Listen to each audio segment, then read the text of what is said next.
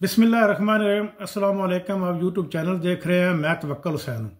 पाकिस्तान में इन दिनों खबरें जो है वो बहुत ही गर्मा गर्म हैं। हर जो भी खबर सुनने को मिलती है वही रोंगटे खड़े कर देने वाली है।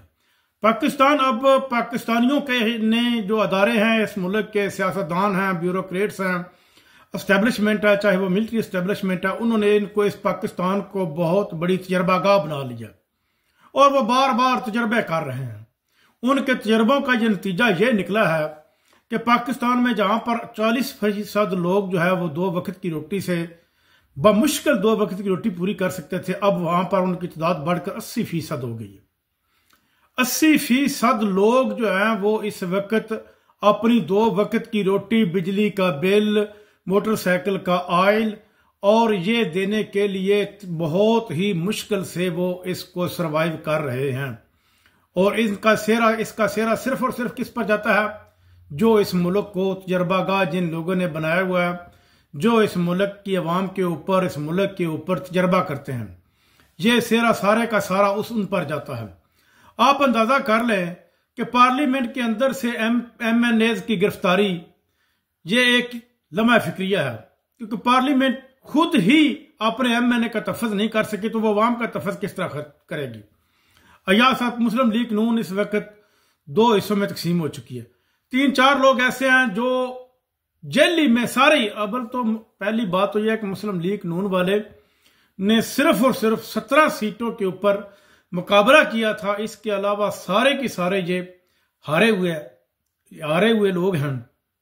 जेली मैंडेट के ऊपर कामयाब होने वाले लोग 3-4 वो कहते हैं कि ये उन्होंने अच्छा किया, लेकिन अब अयाज सादक जो पार्लियामेंट के स्पीकर हैं उन्होंने स्टैंड ले लिया कि अगर हम पार्लियामेंट के अंदर लोगों को तफज़ नहीं दे सकते तो हमारा इस पार्लियामेंट में बैठना, जिस तरह मौलाना फजलुर रहमान साहब ने कहा था कि पार्लियामेंट में बैठना एक सवालिया निशान है कि ये पार्लियामेंट अवाम के लिए कुछ नहीं कर सकी। बिलावल भुट्टो जरदारी भी यही कहता है कि यह पार्लियामेंट अवाम को कुछ भी नहीं दे सकी। इवन के इमरान खान को जेल में बंद रखना भी इनकी गलती है। इमरान खान को अब ये ज्यादा देर जेल में नहीं रख सकते। अब जो मौजूदा हालात हो चुके हैं 8 सितंबर के जलसे के बाद, अब ऐसे हालात पैदा हो गए हैं कि तहरीक इंसाफ और मिलिट्री एस्टेब्लिशमेंट बिल्कुल आमने सामने आ चुके हैं। मिलिट्री एस्टेब्लिशमेंट भी हार मानने के लिए तैयार नहीं, और तहरीक इंसाफ क्योंकि वो मान ही नहीं सकती हार, क्योंकि उसके साथ अवाम है और वो अवाम है जो गरीब है।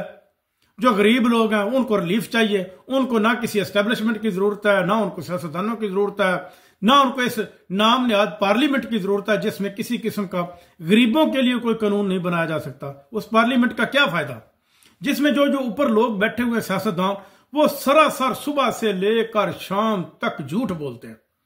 उनके चेहरों से नजर आ रहा है कि झूठे हैं। वो खुद उनके जो टीवी टॉक शो से पता लगता है कि ये बिल्कुल मुसलसल झूठ बोल रहे हैं और झूठ के ऊपर मबनी ये सियासत कर रहे हैं, क्योंकि झूठ के ऊपर मबनी उनको हुकूमत मिली है और झूठ के ऊपर मबनी वो सियासत कर रहे हैं।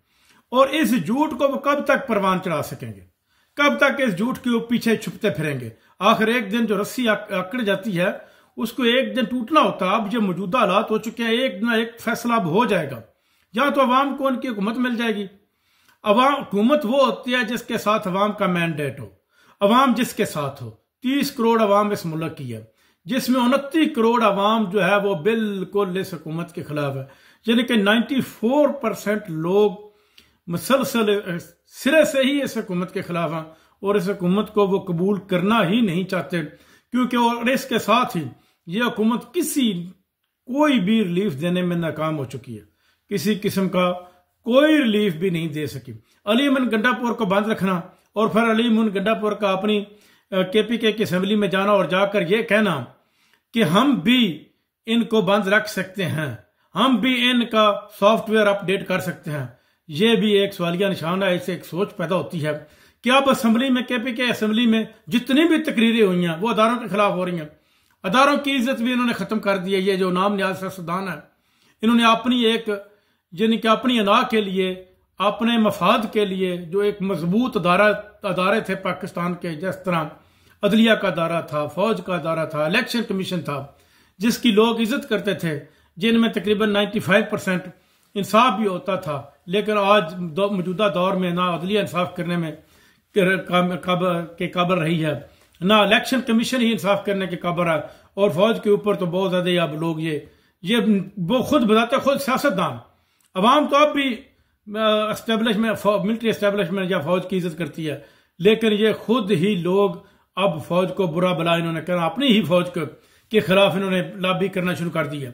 लेकिन अब वक्त आ गया है कि अवाम को उनके मुंतखब करदा नुमाइंदों की हुकूमत दी जाए और ऐसा इलेक्शन करवाया जाए जिसमें बलदियाती इलेक्शन भी शामिल हो, लोकल बॉडी इलेक्शन भी शामिल हो, और साथ ही साथ कौमी और सूबाई असम्बली का ऐसा इलेक्शन हो कि जिसको नया कानून के तहत, ताकि जिन लोगों को वोट दें और उनके मुंतखब नुमाइंदे हों उनको हुकूमत दी जाए और फिर वह आवाम के लिए कानून साजी करें और ऐसी कानून साजी करें जो हमेशा रहने वाली हो और मुल्क में तरक्की का सफ़र शुरू हो सके और लोग जो है वो अपना अच्छा खासा रोजगार कमा सके। अब तक के लिए इतना ही, अगले व्लॉग तक इजाज़त चाहूँगा। अल्लाह हाफ़िज़।